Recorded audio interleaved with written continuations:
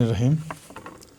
आज आप लोगों को यहाँ पे तकलीफ़ देने का जो मकसद है वो ये है कि हम सब जानते हैं कि 5 मई से हमारा एजुकेशन जो प्रोसेस शुरू हुआ है उससे 5 तारीख से लेकर आज तक यानी जो 5-6-7 दिन गुज़रा है उसमें प्रोसेस में क्या क्या हमने अभी तक कितने लोगों को कहाँ से निकाला है, कितनी गाड़ियाँ आ गई, कितने पैसेंजर्स आ गए, कितने स्टूडेंट्स आ गए और क्या क्या हमें प्रॉब्लम्स फेस हो रहे हैं, इन सब के बारे में एक ब्रीफिंग में देना ज़रूरी समझता हूँ ताकि हमारे लोगों को भी ये जानकारी हो कि कितने लोग अभी तक एविकेट हो रहे हैं और कहाँ कहाँ से एविकेट हुए हैं और कहाँ कहाँ से अभी आना बाकी है।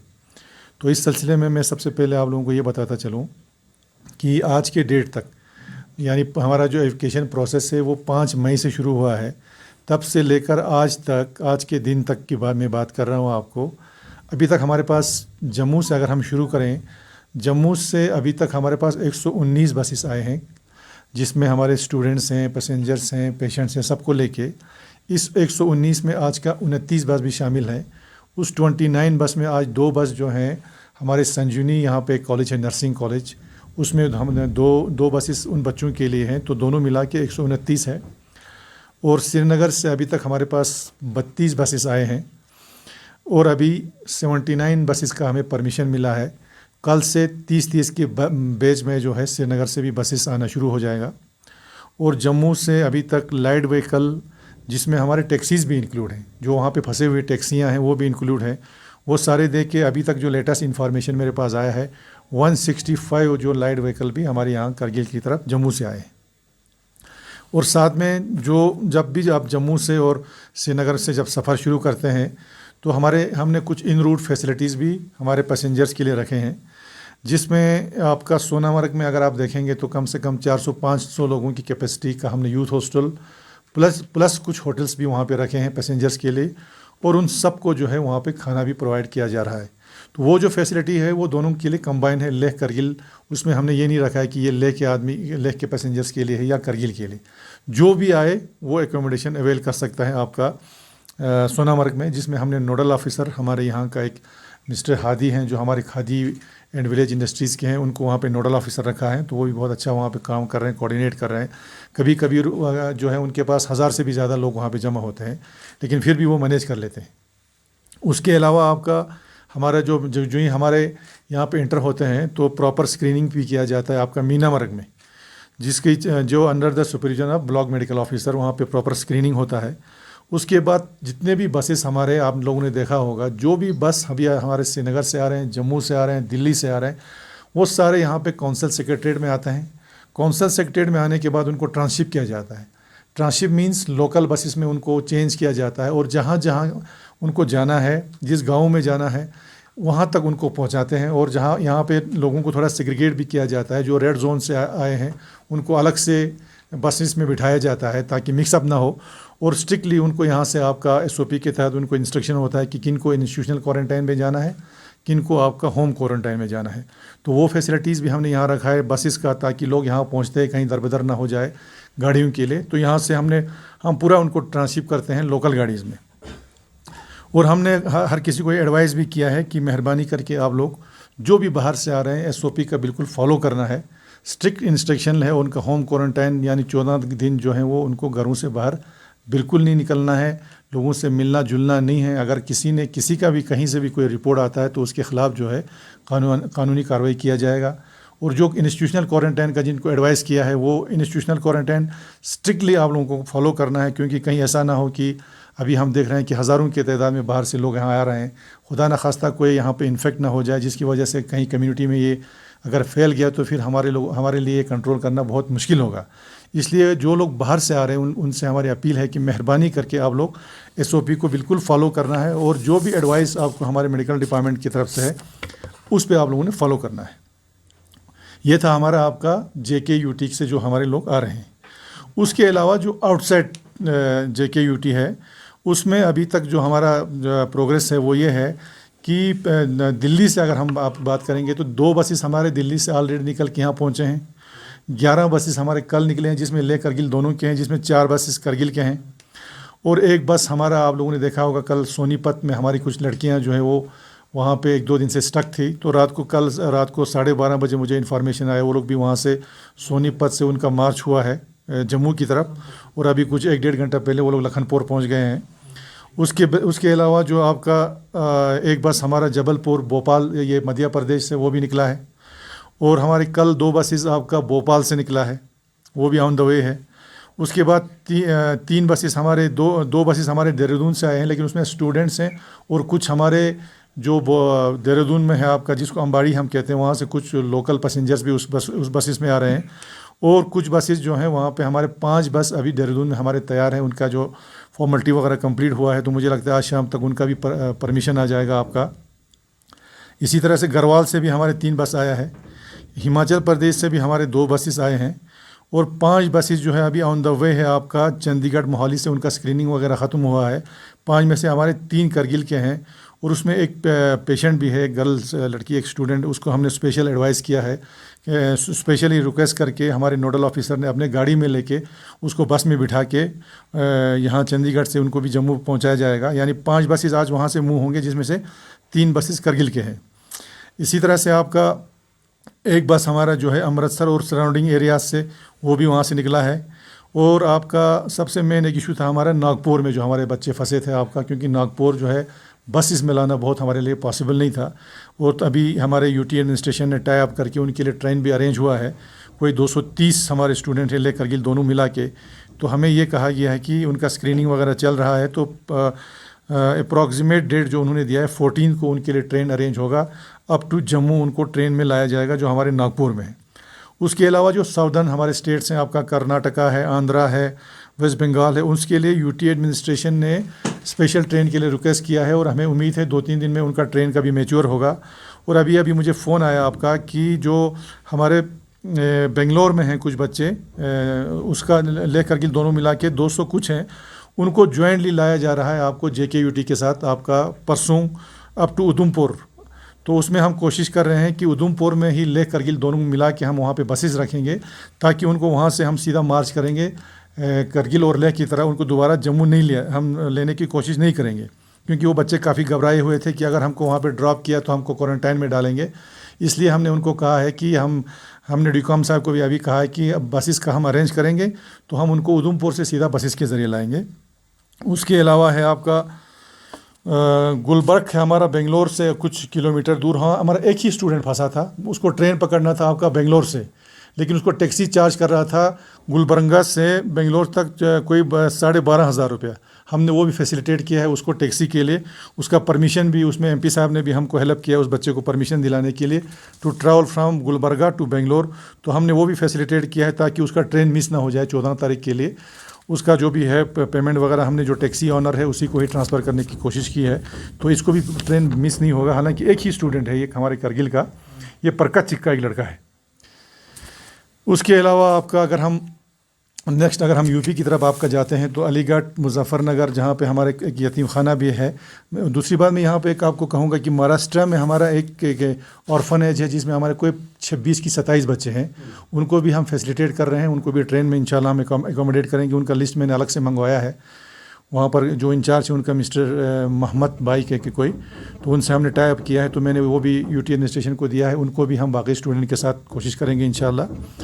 यूपी में हमारा अलीगढ़, मुजफ्फरनगर, लखनऊ वगैरह के लिए हम बसेस का अरेंजमेंट तो उन्होंने ऑलमोस्ट किया हुआ है, तो उनके परमिशंस के लिए भी अभी प्रोसेस चल रहा है।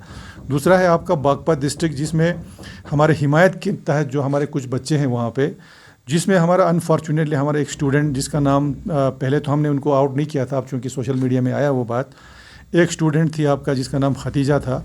वो लॉकडाउन के दौरान काफ़ी बीमार थी, पहले हमें उसका रिपोर्ट आया था, तो उसके बाद सडनली वो काफ़ी बीमार हो गई, तो उसको वहाँ से शिफ्ट किया गया आपका सरदार वल्लभ भाई पटेल जो मेरठ में है उसमें शिफ्ट किया गया। कुछ दिन वहाँ पे इलाज किया उसका, और उनके फादर को यहाँ से जाना चाहते थे, हमने फैसिलिटेट किया, उनको गाड़ी का परमिशन वगैरह भी दिया, लेकिन अनफॉर्चुनेटली रास्ते में, अभी वो रास्ते में ही थे कि उनका इंतकाल हो गया। उनको वहाँ पे कोविड-19 का टेस्ट भी किया गया, जो कि टेस्ट जो है उनका नेगेटिव आया था। तो उसके लिए हम जो है हमने काफ़ी जो वहाँ पे इंचार्ज हैं, वहाँ पे उनके इंचार्ज हैं मिस्टर आज़ाद इलाही, जो वहाँ पे इंचार्ज है, उनके साथ हम बराबर कोऑर्डिनेट में था। लेकिन चूँकि वो थोड़ा सा पहले से ही थोड़ा सा उनका प्रॉब्लम था, हेल्थ का इशू था, जो हमने बात किया वहाँ पे। बाकी वहाँ पे बेस्ट ट्रीटमेंट देने का हमने कोशिश किया, लेकिन अनफॉर्चुनेट ये इंसिडेंट हुआ, जिसके लिए हम का सब जो है उनको ताज़ियत पेश करते हैं। आपका उनके फादर वगैरह से भी मैं मिला आपका, और उनके मैयत को जो है बाज़ाब्ता एम्बुलेंस में पहले जम्मू लाया गया, जम्मू से एम्बुलेंस हमने सोनामर्ग तक लाया, सोनामर्ग से शिफ्ट करके विदिन 2 डेज़ जो है उनके बॉडी को यहाँ पर हमने पहुँचाया है। तो ये है आपका। और वहाँ पे जो बच्चे इस वक्त फंसे हुए हैं आपका, वहाँ के लिए 2-3 बसेस का अरेंजमेंट हो चुका है, और वो उसको हमने अपने नोडल ऑफिसर जो यूटी का है उनके साथ टाइप किया गया है। उनका परमिशन भी आलमोस्ट जो कल मुझे उन्होंने दिया, आज उनका जो है परमिशन का सिलसिला जो है कंप्लीट होगा। तो मुझे उम्मीद है इंशाल्लाह ये भी कल शाम तक जो आपका बागपत में है जो यूपी में, वहाँ से ये बसेस भी आपका जो है प्रोसीड करना शुरू कर जाएगा। बाकी है आपका जो बच्चे हमारे वहाँ से आ रहे हैं, आप सबसे इस वक्त इशू हमको ये आ रहा है, क्योंकि आप बच्चे जो हैं 10-10, 15-15 बस जो है ऑलमोस्ट हिंदुस्तान के हर कोने से जम्मू की तरफ बढ़ रहे हैं। जम्मू में हमारे पास फैसिलिटी की काफ़ी कमी हो रहा है, क्योंकि जम्मू में जो फैसिलिटी है वो सिर्फ बॉयज़ हॉस्टल है हमारा छनी रामा, प्लस हमारा ये करगिल हाउस, और आपका लद्दाख सराय और लुंगनक हॉस्टल, ये सब हमने वहाँ पे रखा है। उसमें भी हमने ये तमीज़ नहीं किया है कि करगिल हो या ले हो, जो भी स्टूडेंट जहाँ से आए, जहाँ स्पेस हो वहाँ पर हमने अवेलेबल किया है उनको स्पेस, और उनको बाज़ाब्ता खाने पीने का भी वहाँ पे इंतज़ाम है। लेकिन चूंकि हर साइड से अब आ रहा है तो हमें थोड़ा सा वहाँ पे प्रॉब्लम हो रहा है, और बस भी वहाँ पे एकदम अवेलेबल नहीं होता कि हम उनको इमीडिएटली ट्रांसशिप करें, जिसकी वजह से हमारे जो वहाँ से आने वाले बच्चे हैं उनको हमें थोड़ा सा डिले करना पड़ रहा है। यानी जैसे आपने देहरादून में देखा होगा, अभी बच्चे मुझे शोर कर रहे हैं, जनाब हमको बस तैयार किए हुए 4 दिन हो गए और 5 दिन हो गए। तो डिले इसलिए हो रहा है कि हमें जम्मू का प्रॉब्लम आ रहा है, एक दूसरा हमको सोनामर्ग का प्रॉब्लम आ रहा है कि इतने बच्चों को इतने पैसेंजर जब सोनामर्ग में आएगा तो हमें वहाँ पर भी अवेलेबिलिटी देखना है। तो डिले का कारण यही हो रहा है। तो बाकी हमने ड्यूकॉम साहब से भी रिक्वेस्ट किया है कि जम्मू में हमें थोड़ा सा एकोमोडेशन बढ़ाना पड़ेगा, जिस स्पीड से बच्चे बाहर से आ रहे हैं। अगर वो फैसिलिटी अगर हमें जम्मू में 2-3 दिन में अगर हमें कोई एडिशनल फैसिलिटी और मिलता है, तो जो आउटसाइड JKUT है उनका जो इविकेशन का प्रोसेस हम और भी स्पीड अप कर सकते हैं, ताकि उनको कोई प्रॉब्लम ना हो आपका। और अभी तक जो रिपोर्ट हमें आया है आपका, पुलिस वालों से भी हमने रिपोर्ट लिया है, उस हिसाब से अभी तक जो जम्मू कश्मीर आपका आउटसाइड सारा मिला के मोर देन 5000 जो लोग जो है हमने एविकेट किया है आपका। और जो मीनामर्ग में एंट्री होता है, उस एंट्री के हिसाब से पर डे 1200 से 1500 जो पैसेंजर्स और स्टूडेंट्स हैं वो सिर्फ करगिल के आ रहे हैं, लेह को छोड़ के। दोनों मिला के कोई 2200-2600 का रेशो है जो मीनामर्ग का रिकॉर्ड हमें बोलता है। उसमें करगिल का ही है 1200 से 1500 डेली जो है हमारे यहाँ पे करगिल में इंटर हो रहा है हमारे बच्चे। उसके अलावा इंटर यूटी यानी कि लेह और करगिल में जो लोग फंसे थे उसको भी हमने फैसिलिटेट किया, और आज के डेट तक कोई 1450 जो हमारे ज़ांस्कार के लोग लेह में फंसे थे उनको एविकेट किया गया है बसेस में, लाइट व्हीकल्स में। वो लोग सारे अपने जगह पहुंच गए हैं, और लास्ट जो उनका जो बैच है वो आज लेह से निकला है आपका। तो उनको भी इन रोड फैसिलिटी करगिल में प्रॉपर उनका एकोमोडेशन है, उनका खाना पीना है, एक नाइट उनका यहाँ पे हाल्ट है, उसके बाद दूसरे दिन वो लोग यहाँ से मूव करते हैं आपका। इसी तरह हमारे ज़ांस्कार के जो पैसेंजर्स हैं या स्टूडेंट्स हैं जो जम्मू में हैं, उनके जो को फैसिलिटेट करने के लिए हमारे ऑनरेबल एग्जीक्यूटिव काउंसिलर जो ज़ांस्कार है उनके रिकमेंडेशन पर हमने एक सेपरेट लाइजन ऑफिसर वहाँ पे तैनात किया है ज़ांस्कार के लिए, ताकि ज़ांस्कार के लोगों को वहाँ कोई प्रॉब्लम ना हो। और हमने ये डायरेक्शन भी दिया है कि पर डे जो है ज़ांस्कार वालों को 2 बस जो है उनके नाम पे, उनके नाम का मतलब हो गया उनके एलो को हम जो है उनके अलॉट करते हैं सीधा उनके एलो के नाम पर। लेकिन हमें अफसोस ये होता है कि कुछ सोशल मीडिया में मैंने कल परसों देख रहा था कि हमारे कुछ स्टूडेंट लीडर्स ज़ांस्कार के बोर्ड लेके ये कह रहे थे कि डिस्क्रिमिनेशन हो रहा है हमारा। तो मुझे बड़ा अफसोस हो गया ये कि इस पेंडेमिक सिचुएशन में किसी के जहन में ये बात नहीं होगा डिस्क्रिमिनेशन का, हमारे जहन में तो बिल्कुल नहीं है, और हमने ना किया है, हम करेंगे भी नहीं कि डिस्क्रिमिनेशन ये बहुत गलत बात है। इस सिचुएशन में तो हमें एक दूसरे का हेल्प करना चाहिए, कोई डिस्क्रिमिनेशन वाली बात बिल्कुल नहीं है। आप लोग ये अपने दिमाग से निकालना पड़ेगा, जब भी हो कहीं भी हो डिस्क्रिमिनेशन वाली बात बिल्कुल नहीं। संस्कार के साथ इक्वली ट्रीट किया जा रहा है, इवन अभी हमारा इविकेशन पीरियड में हो। उसके अलावा भी आप देखिए बाकी डेवलपमेंटल एक्टिविटीज़ में, अगर आप कौंसल के फॉर्मेशन में देखें तो जब से ये कौंसल बना है तब से लेकर आज तक जो एग्जीक्यूटिव काउंसिल हो, जो हमारा कैबिनेट होता है, उसमें हमेशा जो है एक आदमी संस्कार का ही होता है। जबकि एक्ट में ये लिखा है कि एक प्रिंसिपल माइनॉरिटी होना चाहिए। प्रिंसिपल माइनॉरिटी का तो हमारे वाकमुल में भी रहते हैं, हमारे बुतखरबू में भी रहते हैं। ये ज़रूरी नहीं है कि हम जो है प्रिंसिपल माइनॉरिटी का एग्जीक्यूटिव काउंसिल ज़ांस्कार को ही दें, ये पूरा सीसी की मर्ज़ी पर होता है। तो इससे पहले भी जितने भी हमारे सीसी रहे, सबों ने ज़ांस्कार को रिप्रेजेंटेशन दिया, क्योंकि इलाका दूर है, लोग बिछड़े हुए हैं, उसको मद्देनज़र रखते हुए। और हमने भी जो है हमारे इस वक्त जो एग्जीक्यूटिव काउंसिल है उसमें भी इनका रिप्रेजेंटेशन है, तो बराबर का रिप्रेजेंटेशन है। तो ये कहने वाली बात बिल्कुल में हमें मतलब अच्छा नहीं लगता ये कहना कि हमारे साथ डिस्क्रिमिनेशन हो रहा है, जबकि हर चीज़ में आपको रिप्रेजेंटेशन मिल रहा है। अगर आप डेवलपमेंटल इश्यूज़ में देखेंगे, मैं दावे के साथ कहता हूँ कि जितना फंड्स हमारे बाकी सब डिवीजन्स को, अगर हमारा पॉपुलेशन की देखें तो हमारा असम को सबसे बड़ा सब डिवीज़न है। आप ज़ांस्कार को देखिए, चिकतन को देखिए, मैं दावे के साथ कहता हूँ उनसे ज़्यादा फंडिंग जो है आप ज़ांस्कार को हो रहा है। तो इसमें कोई डिस्क्रिमिनेशन वाली बात नहीं है।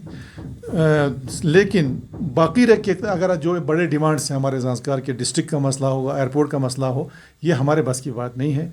ये जिनको देना है उनके साथ आपको बोलना है। डिस्क्रिमिनेशन कौन कर रहा है? डिस्क्रिमिनेशन क्या करगिल के साथ नहीं हो रहा है? आप पिछले 70 साल से हम भी चिल्ला रहे हैं एयरपोर्ट के लिए, कहाँ हुआ? हमारा एयरपोर्ट आज तक नहीं हुआ। हमारा जोजिला का मसला देखिए, हम भी चिल्ला रहे हैं, लेकिन इस मौके पर हम कभी इस चीज़ों को नहीं उठाते, क्योंकि इस वक्त महामारी है हर जगह। ये चाहते हैं लोगों में, ये है कि हम भी चाहते हैं कि चाहे एक ही बंदा जिस इलाके का हो अपने घर पहुँचे सिविली। इस वक्त हमारा मेन पर्पज़ यही है बस। तो ये चीज़ें कहना बहुत मुश्किल, हमें अच्छा नहीं लगता है। और मुझे बहुत दुख हुआ कि कल एक वीडियो कॉन्फ्रेंसिंग हुआ है ज़ांस्कार के हमारे कुछ 2-3 काउंसलर्स और वहाँ का जो हमारे ज़ांस्कार के बुद्धिस्ट एसोसिएशन के प्रेसिडेंट और कुछ स्टूडेंट्स यूनियन के प्रेसिडेंट, जिसमें मैंने खुद वॉइस मैसेज में ये सुना कि उनके ज़ांस्कार के बुद्धिस्ट एसोसिएशन का प्रेसिडेंट बोलता है जम्मू के लोग को, तुमने वहाँ के बस पो गामा खिंते बोटोन माता खचेल लेता उसको ज़ांस्कारी। तो ये कोई कहने वाली बात होता है क्या? वो लोग मुसलमान, ये सॉरी आपके ज़ांस्कार के बाशिंदे नहीं हैं? तो ये बात है, ये ऑन रिकॉर्ड है। मैं इस तरह हवा में नहीं बात कर रहा, मेरे पास रिकॉर्ड है। वो ये कहता है कि तुमने सारे बसेस जो हैं खचों को दिया, बोटों को नहीं दिया। मुझे वो ज़रा दिखाएं कहाँ दिया। ये ऐसी बातें जो है आपको नहीं करना चाहिए। इस बारी चाहे ज़ांस्कार का हो, करगिल का हो, लेह का हो, नुब्रा का, चंगथंग का, हमको सबको मिल के बात करना है, काम करना है। इसमें ऐसी चीज़ें बात जो है बिल्कुल नहीं करना है। वो जब मौका आएगा उस वक्त ऐसी बातें करना चाहिए, लेकिन लिहाजा ऐसी बातें करना हमें अच्छा नहीं लगता है। बाकी आपका जो हमारे करगिल के लोग जो लेह में फंसे थे, जिसमें हमारे शक्कर चिकतन के थे, हमारे शरगोल के थे, हमारे बरसों के थे, उनको भी हमने मैक्सिमम को वहाँ से एविकेट करके यहाँ से निकाल के अपनी अपनी जगह पहुँचाए हैं।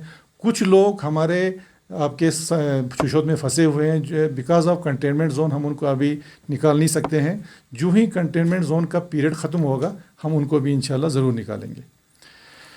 तो बाकी आपका मैं अपने जो जितने भी हमारे लोग बाहर हैं उनसे ये कहना चाहूँगा कि आप लोग प्रोसेस हमारा शुरू हुआ है, इंशाल्लाह ये टाइम मैनर, फेस मैनर पर ख़त्म होगा और सब सेफली घर पहुँचेंगे। इसमें पैनिक होने की कोई ज़रूरत नहीं है।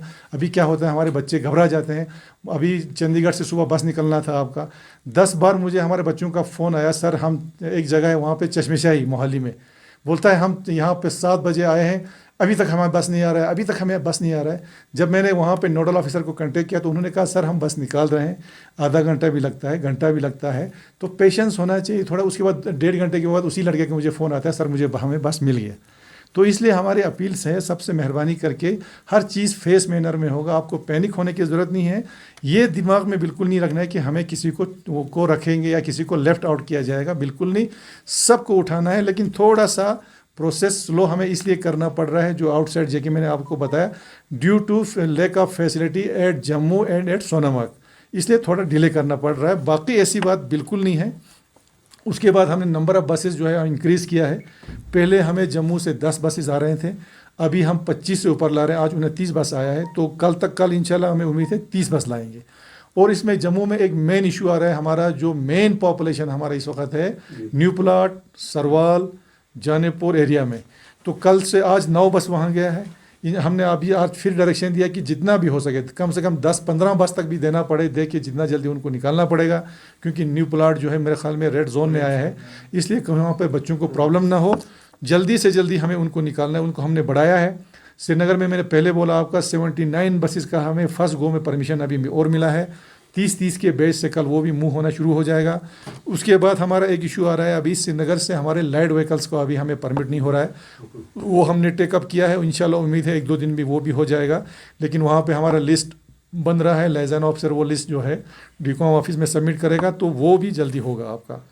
दूसरा एक इशू यहाँ पे है कि हमारे जो टैक्सीज़ वहाँ फंसे हुए हैं जम्मू में या श्रीनगर में, जिनके ड्राइवर्स यहाँ पर हैं, तो हमने बार बार रिक्वेस्ट किया है कि इनको भी जाने दिया जाए ताकि ये लोग वहाँ से अपने टैक्सीज़ लाएं। ये बेचारे इतने 6-7 महीने से इनकी गाड़ियाँ बंद है, इनके ऊपर लोन है। अब यहाँ तक ये है कि उनके प्रॉपर्टी भी डैमेज होने का ख़तरा है गाड़ियाँ। पहले तो हमारे हर जगह हमारे करगिल के लोग थे तो वो लोग उनकी निगरानी करते थे, अब चूँकि वो लोग निकल गए तो उनके प्रॉपर्टी का भी बहुत डैमेज होने का ख़तरा है। तो हमने रिक्वेस्ट किया है डीकॉम साहब से। कल जब मैंने एक ऑर्डर देखा आपका कि उन्होंने लेह के 29 ट्रक ड्राइवरों को truck driver plus tempo drivers उनको उन्होंने अलाउ किया है बसेस में जाके अपने गाड़ियां लाने का। तो आज हमने उनको लिखा है कि जिस तरह से वो लोग जा रहे हैं हमारे टैक्सी ड्राइवरों को परमिट किया जाए। हमने सिर्फ 2 दिन का टाइम दिया उनको। अगर 2 दिन में हमारे टैक्सी ड्राइवरों को अलाउ नहीं करेंगे, हमारे सारे काउंसलर, सारे पंचायत मेंबर्स और हमारे सारे जो BDCs हैं टैक्सी स्टैंड में टैक्सी ड्राइवरों के साथ धरने पर बैठेंगे। अगर कुछ हो गया तो ये लोग खुद जिम्मेवार हैं। अगर जस्टिस होगा तो सबके साथ होना चाहिए। डिस्क्रिमिनेशन क्यों हो रहा है? हम आज तक चुपके से इसलिए बैठे थे कि भाई चलो दोनों के लिए नहीं होगा। जब मैंने कल ये ऑर्डर देखा कि 29 ट्रक ड्राइवरों को, टेम्पो ड्राइवरों को जब जाने दिया जा रहा है तो उनको क्यों नहीं जाने दिया जा रहा है, तो ये हमारा प्रोटेस्ट है और ये बात हमने स्ट्रांगली उठाया है। नहीं तो फिर हम लोग जो है सब इनके साथ धरने पे बैठेंगे, क्योंकि इन टैक्सी अगर जाएगा हमें फ़ायदा इसलिए है कि ये जो ड्राइवर वहाँ से जब जाएंगे तो वहाँ पे जितने भी हमारे 200 या जितने भी टैक्सियाँ होगा उसमें फिर हमारे ही लोग आएंगे।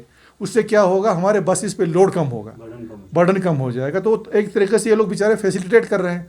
आप एक साइड से अलाउ कर रहे हैं, दूसरे साइड से अलाउड नहीं करेंगे, तो सरासर इनजस्टिस है, ये हम बर्दाश्त बिल्कुल नहीं करेंगे। दूसरी बात है आपका जो काफ़ी शिकायत हमें पहले ये मौसूल हो रहा था कि जो हमारे नोडल ऑफिसर्स आउटसाइड स्टेट हैं they are not cooperating with our students, जिसके लिए हमने भी रिजर्वेशन किया काफ़ी कि ये नहीं होना चाहिए।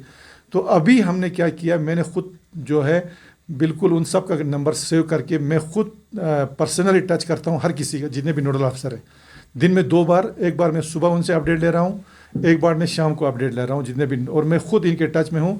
और अभी तक बहुत अच्छा उन्होंने कोऑपरेट किया है, चंडीगढ़ में हो, नागपुर वाला हो या आपका चंडीगढ़ में इस तरह कह रहे थे करगिल के बच्चे सब रेड जोन और ऑरेंज जोन में बैठते हैं तो उनको अभी अलाउ नहीं करेंगे, ऐसा कुछ नहीं, कुछ नहीं, ऐसा कोई रिपोर्ट बिल्कुल नहीं है। आज हमारे 3 बसेस कुल 5 बस निकले, 5 में से 3 करगिल के हैं, वो निकल गए हैं।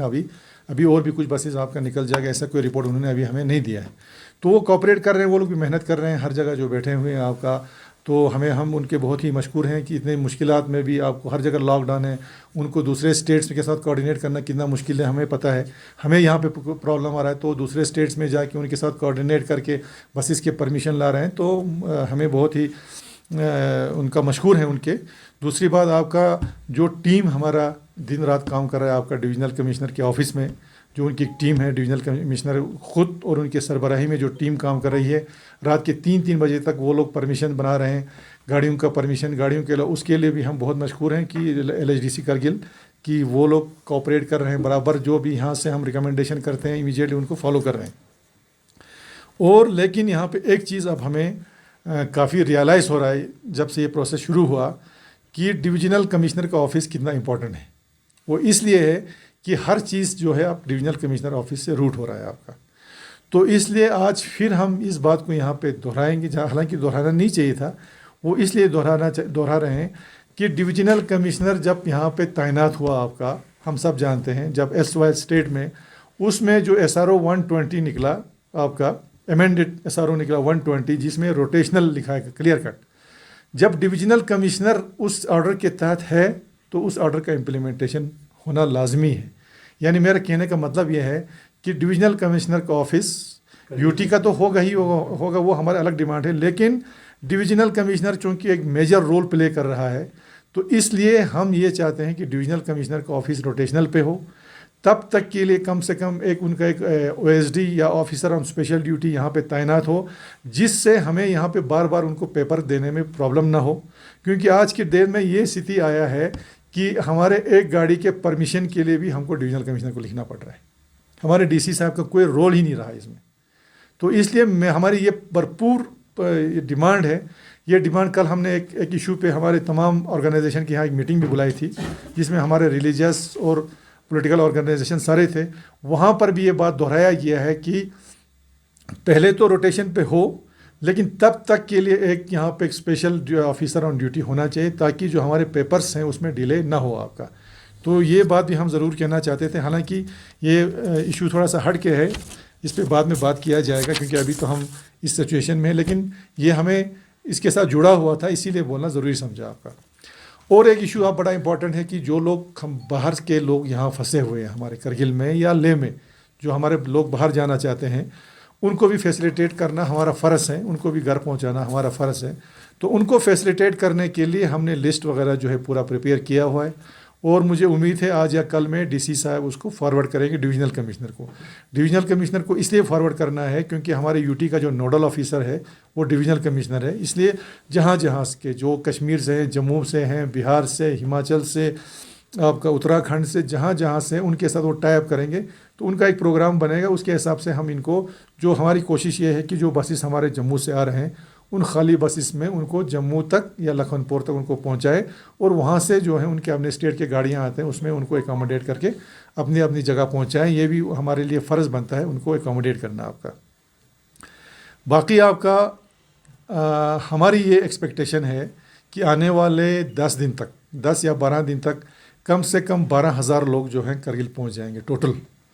तो इस 12,000 जो लोग पहुँचेंगे तो हर जगह से आ रहे हैं, और हमें पूरा ये भी मालूम नहीं है कि रेड जोन से कहाँ से आ रहा है या ऑरेंज जोन से आ रहा है। तो इसलिए एक अपील दूसरी बार करना चाहेंगे कि उनसे यही अपील है कि हमारी कि मेहरबानी करके वो लोग जो हैं जो बाहर से यहाँ पे आएंगे, 12,000 जो है कोई मामूली नहीं है, तो मेहरबानी करके जो एसओपी है आपका होम क्वारंटाइन पे बिल्कुल स्ट्रिक्टली आपने फॉलो करना है। इंस्टीट्यूशनल क्वारंटाइन पे आपने बिल्कुल स्ट्रिक्टली आपने फॉलो करना है, ताकि कोई ऐसा हादसा ना हो, और हम सब मिल के करगिल को कोविड फ्री रखने की हम सब पे जो है फ़र्ज़ बनता है। क्योंकि और अपील ये है कि जो स्टूडेंट्स बाहर से आ रहे हैं वो लोग जब यहाँ रहें तो घर में ही रहें, अननेसेसरीली बाहर ना निकलें। यहाँ पे आपको इंटरनेट का वैसे कोई इशू नहीं है, तो जो आपका क्लासेस आपके ऑनलाइन क्लासेस चल रहे हैं उन पे वहाँ पे वो लोग आप अटेंड करें। तो उनसे भी अपील है कि मेहरबानी करके घर में रहें, और बिल्कुल जो है एसओपी को स्ट्रिक्टली आपने फॉलो करना है आपका। और सबसे बड़ा इम्पोर्टेंट इशू ये है हमारा जो एक इंसानी, मैं कहूँगा ये एक ह्यूमैनिटेरियन ग्राउंड पे हमें कहना चाहिए कि जो हमारे 300 पिलग्रिम्स जो अभी तक ईरान में हैं, जिनको एविकेट अभी तक नहीं किया गया है, तो इस सिलसिले में कल हमने जो मीटिंग बुलाई उसमें हमने एक रेजोल्यूशन भी पास किया। हमने अपने एडवाइज़र साहब से भी बात किया, और हमने जितने भी कंसर्न हैं उन सबको ये भेज दिया है कि इसको किसी भी तरीके से आपको इनको एविकेट करना है। तो इसमें मैं एक क्लियरिटी आप लोगों को ये देना चाहूँगा कि जो ही जब ये एजुकेशन प्रोसेस शुरू हो गया अब्रॉड इंडियंस का, तो हमने टच किया आपके वहाँ पे जो एम्बेसडर साहब बैठे हैं हमारी इंडिया के, तो वो कहते हैं कि इनको जी एक दफ़ा हमने टेस्ट करना है, और जो हमारे ग्रुप लीडर्स हैं वो कहते हैं कि हम टेस्ट कभी नहीं देंगे अभी आज के टाइम में। जब हमने मेडिकल पॉइंट ऑफ व्यू लोगों से, डॉक्टरों से डिस्कस किया, तो जो अभी ये बोल रहे हैं कि हमने टेस्ट लेना है, उस टेस्ट की कोई वैलिडिटी है नहीं। 6 मार्च को इनका टेस्ट किया गया है, 6 मार्च को ये लोग पॉजिटिव डिक्लेयर किए गए। 6 मार्च से अगर हम अभी तक गिनते हैं तो ये 70 दिन के करीब हो जाता है। इस 70 दिन में आप देखिए, अगर इनको टेस्ट करना था, तो अगर टेस्ट करना भी होता है, जिस दिन ये पॉजिटिव आए उनको नंबर 1 तो उनको सेग्रीगेट करना चाहिए था, जो इन्होंने नहीं किया। उसके बाद 14 दिन के बाद फिर इनका 2 दफ़ा टेस्ट करना है, 24 घंटे में अगर नेगेटिव डिक्लेयर हो गया तो उनको नेगेटिव में डालना था। आज तक उन्होंने वो प्रोसेस जो एसओपी खुद उन्होंने फॉलो बिल्कुल नहीं किया, और इनको सबको मिक्स अप करके रखा। और 70 दिन हो गया, और डॉक्टरों का कहना है कि 34 दिन से ज़्यादा ये सर्वाइव भी नहीं करता है, और आज 70 दिन हो गया और सब बिल्कुल, सबका हेल्थ कंडीशन बिल्कुल ठीक ठाक है। और जब एविकेशन का प्रोसेस जब स्टार्ट हो गया तो ये बोलते हैं हम टेस्ट करेंगे, उसका मतलब हमें बिल्कुल समझ में नहीं आ रहा है, और हमारे डॉक्टरों का भी यही कहना है। अगर आपने करना था तो इस 70 दिन में आप सब कुछ कर सकते थे। अगर खुदा न खास्ता किसी को पॉजिटिव आता तो उसका भी ट्रीटमेंट किया जाता। तो आज ये करने का हमें कोई मकसद नज़र नहीं आ रहा है, जबकि 2 SOPs रिवाइज्ड SOP निकला है आपका मिनिस्ट्री ऑफ हेल्थ का, उसमें भी क्लियर कट लिखा है कि ऐसा कोई कहीं नहीं लिखा है कि इनको 70 दिन के बाद टेस्ट करना है, कहीं पर भी नहीं है। तो हमें ये समझ नहीं आ रहा है कि, और अभी ये है कि देखिए अभी ये लोग सब इकट्ठे बैठे हुए हैं एक ही जगह पे, तो हमारा ये डिमांड है जिस तरह से ये बैठे हैं उसी तरह से इनको एविकेट किया जाए, और एविकेशन भी उनका सीधा लद्दाख में हो। यहाँ आने के बाद उनको क्वारंटाइन करेंगे, उनको टेस्ट करेंगे, अगर खुदा न खास्ता कोई पॉजिटिव निकलता है उनको सेग्रीगेट करेंगे। तो जब वहाँ वो लोग इकट्ठे बैठे हुए हैं तो उनको इकट्ठे एकदम यहाँ लाने में कोई एतराज़ नहीं है। जब पहले हम आपका दिल्ली हमारा डिप्यूटेशन गया, हमारी जब मीटिंग हुई आपका एक्सटर्नल अफेयर्स मिनिस्टर जयशंकर जी के साथ, उन्होंने कहा कि हम जो है पॉजिटिव और नेगेटिव को मिक्स करके नहीं ला सकते हैं। तो हमने भी माना, सोचा चलो ठीक है। उन्होंने कहा पहले आप नेगेटिव्स को आप निकालिए, उसके बाद हम पॉजिटिव्स को निकालेंगे। हमने कहा ठीक है। हमने ये सोचा कि पॉजिटिव्स को वो लोग ट्रीटमेंट करेंगे, फिर बाज़ाब्ता उनका टेस्ट वगैरह होगा तो एक पीरियड के बाद वो लाएंगे। लेकिन 70 दिन तक उन्होंने ना कोई टेस्ट किया, ना कोई मेडिकल ट्रीटमेंट नहीं दिया। तो आज हमें वो दोबारा टेस्ट करने का कोई हमें जो है जवाज़ इसमें नहीं लगता है। तो हमारा डिमांड जो है फर्स्ट ऑफ ऑल जो है हमने एलजी साहब को रिप्रेजेंटेशन दिया है, उनको हमारी अपील है, और जो ministry of external affairs health को दोनों को, कि इमीडिएटली उनको एविकेट किया जाए और उनको पूरा लद्दाख पहुंचाया जाए सीधा। हमारी डिमांड ये है कि अगर आप सपोज़ अगर आप महान एयरवेज़ के ज़रिए लाते हैं तो हमें ये एहसास है कि महान एयरवेज़ जो है वो लेह में लैंड नहीं कर सकता है because of being a army airport. Srinagar का एयरपोर्ट जो है वो इंटरनेशनल एयरपोर्ट है, आप सीधा श्रीनगर में उनको लैंड करा सकते हैं। श्रीनगर से हम उनको बसेस के ज़रिए यहाँ पहुँचा सकते हैं SOP के तहत, और उनको यहाँ क्वारंटाइन जो भी SOP में होगा वो हम यहाँ करेंगे। और मज़ीद उनको यहाँ 6-7 महीने उनको वहाँ पे हुआ है, और फर्दर डिले करने की कोई ज़रूरत नहीं है। अगर खुदा न खास्ता कोई इंसिडेंट जोधपुर जैसा इंसिडेंट होगा तो उसमें तो हम लोग ज़िम्मेवार नहीं होगा, उसमें गवर्नमेंट ऑफ इंडिया ही ज़िम्मेवार होगा। क्योंकि आप खुद देखिए ये कोई इंसानियत ही नहीं है 70 दिन से किसी को वहाँ पे रखना, और ना कोई ट्रीटमेंट नहीं, ना कोई SOP में कहीं कुछ नहीं लिखा है। अगर गाइडलाइन में होता, SOP में होता, हम भी मानते। SOP का तो वायलेशन आप लोगों ने ही किया है। जब आप लोगों ने पॉजिटिव होने के बाद आपने फर्स्ट जो है वो सेग्रीगेट भी नहीं किया, आप लोगों ने उनका दोबारा 14 दिन के बाद टेस्ट भी नहीं किया, 70 दिन सबको इकट्ठे रखा और 70 दिन के बाद बोलते हैं हम आपको टेस्ट करेंगे। तो वायलेशन किसने किया? इसलिए जैसे भी है उनको यहाँ लाया जाए, और प्रॉपर तरीके पे यहाँ पे क्वारंटाइन भी होगा। और हमारे डॉक्टर्स एसोसिएशन ने भी लिखा है कि वो लोग वॉलंटियरली उनके लिए दिन रात उनके लिए अगर ओवर बर्डन भी होगा वो लोग काम करने के लिए यहाँ पे तैयार हैं। तो ये हमारी अपील है कि उनको किसी भी सूरत में हमारे तमाम मजहबी इदारों और जो हमारे पंचायत कोऑर्डिनेशन कमेटी, हमारे पॉलिटिकल सबों ने एक मेमोरेंडम कल दिया है, और हमें उम्मीद है कि इस पर कुछ एक्शन लिया जाएगा। नहीं तो फिर एक हफ्ता तक या 5 दिन के बाद हम लोग फिर मिल के इसमें कोई लाएअमल हमें बनाना पड़ेगा, क्योंकि एक इंसानी मसला है। 70 दिन एक हिंदुस्तानी जो हमारे आपके ही बशिंदे हैं, 70 दिन से आप लोगों ने उनको दूसरे किसी कंट्री में फेंक के रखा है, ना कोई पूछने वाला है। जब इवैक्यूएशन का पीरियड आया तो हम बोलते हैं जी आपको टेस्ट करेंगे। इसका मतलब खुदा न खास्ता कुछ लोग अगर पॉजिटिव आएंगे तो फिर आप उनको और 70 दिन फेंकेंगे क्या? तो इसलिए अपील है कि मेहरबानी करके उस पर सीरियसली उस पर सोचने की ज़रूरत है, ताकि वो लोग वेल इन टाइम हमारी अपील है कि ईद से पहले कम से कम ईद तक उनको यहाँ पे घर पहुँचाया जाए। ये हमारी उनसे अपील है। उसके बाद फाइनली हम जो हैं Indian army number 1, Indian army के हम बहुत मशहूर हैं, जो क्वारंटाइन सेंटर्स उन्होंने राजस्थान में प्रोवाइड किया, जहाँ पर हमारे जो ज़ायरीन थे जिनको वहाँ पे 1.5 महीना रखा, वहाँ पे उनका लुक आफ्टर किया, हम उनके मशहूर हैं। और सेकेंडली इंडियन एयरफोर्स के हम बहुत मशहूर हैं, जिन्होंने हमारे ज़ायरीन को, चाहे वो जोधपुर में हो, गाज़ियाबाद में, वहाँ से उन्होंने लेह में भी लाया, और उन जो हमारे गाज़ियाबाद में है आपका स्पेशली उनको करगिल में भी लैंड करवाया। तो हम उन दोनों ऑर्गेनाइजेशन इंडियन आर्मी और आपके इंडियन एयरफोर्स के हम बहुत ही मशहूर हैं। और उनसे भी हटकर जो है हम महान एयरवेज़ के बहुत मशहूर हैं कि उन्होंने ह्यूमैनिटेरियन ग्राउंड पे जो है वहाँ से फ़्लाइट ऑपरेट किया हमारे ज़ायरीन के लिए। हमें उम्मीद है जो हमारे वहाँ पे लेफ़्ट आउट हैं उनके लिए भी महान एयरवेज़ जो है स्पेशल फ़्लाइट जो है वहाँ से ऑपरेट करें। और फाइनली जो है हम सल्यूट करते हैं अपने जो फ्रंट लाइन वर्कर्स जो हैं, हमारे मेडिकल डिपार्टमेंट के डॉक्टर्स हों, पैरामेडिकल हों, या उसके अलावा हमारे पुलिस वाले हैं, हमारे सफाई वाले हैं, जो भी हमारे आप लोग जो हमारे मीडिया पर्सनस जो फैटर्निटी से ताल्लुक़ रखते हैं, क्योंकि आप लोगों का भी बहुत रोल है, चाहे एविकेशन में हो, चाहे कोविड-19 में हो, लोगों को अवेयर करने में, या हम जैसे लोगों को आप लोग बार बार इन्फॉर्म करते हैं कि कहाँ क्या हो रहा है, कहाँ कमी पेशी है। तो इसमें आप लोगों का भी कंट्रीब्यूशन है। और मैं बार बार कहता हूँ कि ये लड़ाई जो है हम सब लोगों ने मिलकर लड़ना है, चाहे कोविड-19 हो, चाहे एविकेशन प्रोसेस हो। इसमें कोई क्रेडिट लेने वाली बात बिल्कुल भी नहीं है। ये एक इंसानी हमदर्दी का काम है जिसमें हम लोगों ने सब ने मिलकर काम करना है। और दूसरी चीज़ है कि कल से हमारा ट्रेन सर्विसेज भी शुरू हुआ है कुछ रूट्स पर। तो मैं हमारे उन स्टूडेंट्स से जो किसी वजह से लिस्ट में नहीं आ रहे हैं, वो कहीं पे अकेले हैं या 2-3 के ग्रुप में हैं, वो अगर अपने लेवल पे ट्रेन में आना चाहते हैं तो हमने ये डिसाइड किया है कि वो अपना टिकट लेके वो ट्रेन में आ जाए। यहाँ पहुँचने के बाद अपना ट्रेन का टिकट और आईडी प्रूफ हमें यहाँ पे दे दें, उनको प्रॉपर रिफ़ंड किया जाएगा। तो मुझे उम्मीद है कि कुछ लोग, हमें 2-3 दफ़ा मुझे फ़ोन भी आया कुछ जगहों से कि हमने उनको कन्वे किया है। तो आज आप लोगों के माध्यम से मैं उनको पूरा कन्वे करना चाहता हूँ कि हिंदुस्तान के किसी भी कोने में अगर आप ट्रेन ख़ुद आना चाहते हैं, आ सकते हैं। आने के बाद सिर्फ यहाँ पे आपने अपना ट्रेन का टिकट प्लस आईडी प्रूफ यहाँ पे प्रोड्यूस करना है, तो आपको इंशाल्लाह जो है हम आपको रिफ़ंड भी किया जाएगा। उसके अलावा आपका बाकी जो इस प्रोसेस में जो है यूटी एडमिनिस्ट्रेशन और दोनों काउंसिल, इवन हमारा डिस्ट्रिक्ट एडमिनिस्ट्रेशन, सारे मिल के हम काम कर रहे हैं।